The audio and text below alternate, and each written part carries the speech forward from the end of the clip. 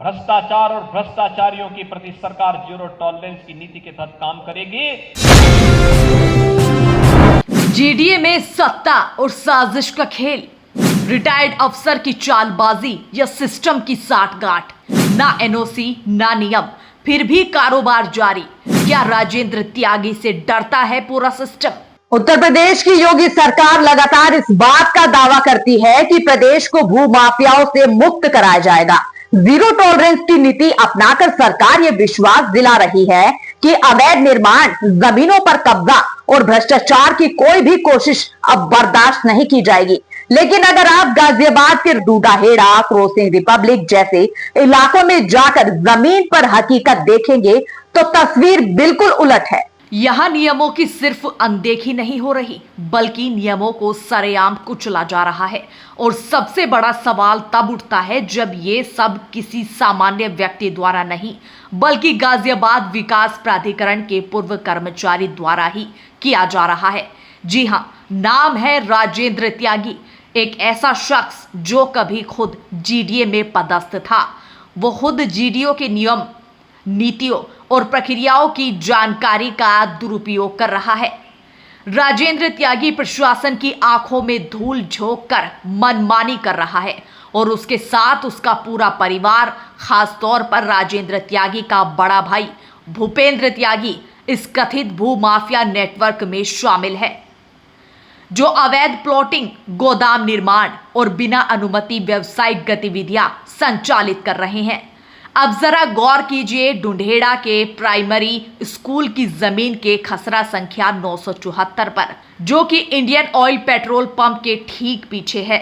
वहां 2 से 3 मंजिला अवैध गोदाम बना दिए गए हैं, बिना नक्शा पास, बिना एनओसी, बिना किसी कानूनी अनुमति के। इसके अलावा खसरा संख्या 973, 974 और एक कंपनी के नाम पर गोदाम, दुकानें और मोबाइल टावर भी लगाए गए हैं। तो आइए देखिए हमारी संवाददाता कोमल सिंह की रिपोर्ट। नमस्कार, मैं कोमल सिंह और आप देख रहे हैं आर न्यूज नेटवर्क। मेरी मौजूदगी है गाजियाबाद की क्रॉसिंग रिपब्लिक पर। आपको बता दें कि आप मेरे पीछे देख सकते हैं कि ये जो गोदाम बनाए गए हैं वो अवैध तरीके से बनाए गए हैं। और ये जो राजेंद्र त्यागी है, जो किसी समय पर जीडीए में कार्यरत थे, अभी फिलहाल वो रिटायर है, उन्होंने यहाँ पर अवैध तरीके से गोदाम बनाए हुए हैं और जिसके बारे में लोगों ने 2023 से जीडीए को कंप्लेन भी की और इसके बारे में सूचित भी किया, लेकिन फिर भी जीडीए ने कोई कार्रवाई नहीं की है। जीडीए पूरा सपोर्ट कर रहा है। जहां एक तरफ जीडीए और स्थानीय प्रशासन अवैध निर्माणों पर बिल्डोजर चला रहा है, तो वहीं कुछ दबंग अवैध निर्माणों को बढ़ावा दे रहे हैं। योगी जी की जीरो टॉलरेंस नीति की किस तरह से धज्जियां उड़ा रहे हैं कि जीडीए के ही कार्यरत अधिकारी, जो किसी समय पर जीडीए में कार्यरत थे, उनके अधिकारी ही अवैध तरीके से यहाँ पर निर्माण कर रहे हैं, अवैध तरीके से गोदाम बना रहे हैं, लेकिन जीडीए का पूरा सपोर्ट है। 1989 में विधि सहायक के तौर पर जीडीए में भर्ती हुआ, कुछ ही दिनों में साठगांठ करके बना लॉ अधिकारी। रिटायर्ड लॉ अफसर पर 600 करोड़ की संपत्ति का आरोप। जीडीए लॉ अधिकारी के पद से रिटायर है राजेंद्र त्यागी। रिटायर के बाद भी जीडीए में करता रहा नौकरी।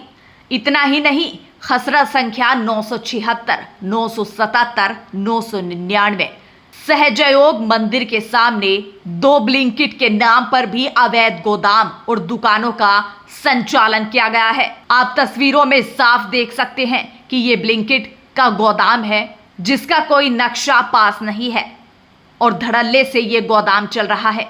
अब सवाल ये उठता है कि क्या जीडीए इस सब से अनजान है? बिल्कुल, जीडीए की फाइलों में तमाम नोटिस दर्ज हैं, कारण बताओ नोटिस भी जारी हुए, निर्माण रोकने के आदेश भी दिए गए, लेकिन फिर भी निर्माण नहीं रुका। तो क्या ये जीडीए की मौन स्वीकृति या अंदरूनी साठगांठ से ये सब संभव हो रहा है? क्या एक रिटायर्ड अधिकारी जो कभी फाइलों में हस्ताक्षर करता था, अब फाइलों को मैनेज करना जानता है?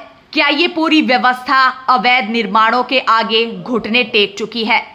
अब देखना यह है कि क्या कानून वाकई सबके लिए बराबर है, या फिर रिटायर्ड कुर्सियों की पकड़ में आज भी पूरा सिस्टम बंधक बना हुआ है।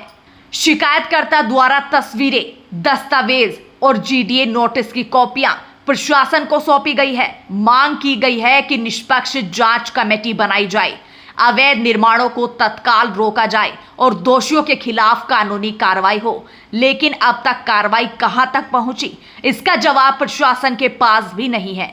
इस पूरे मामले ने जीडीए की भूमिका पर बड़ा सवाल खड़ा कर दिया है और प्रदेश सरकार की जीरो टॉलरेंस नीति को भी कटघरे में खड़ा किया है। क्या अब भी कार्रवाई नहीं होगी? क्या उत्तर प्रदेश में कानून की लाठी सिर्फ गरीबों की पीठ पर चलती है, जिनके पास ना ताकत है ना पहुंच, और सिस्टम के खास लोगों के सामने खुद कानून ही घुटने टेक देता है?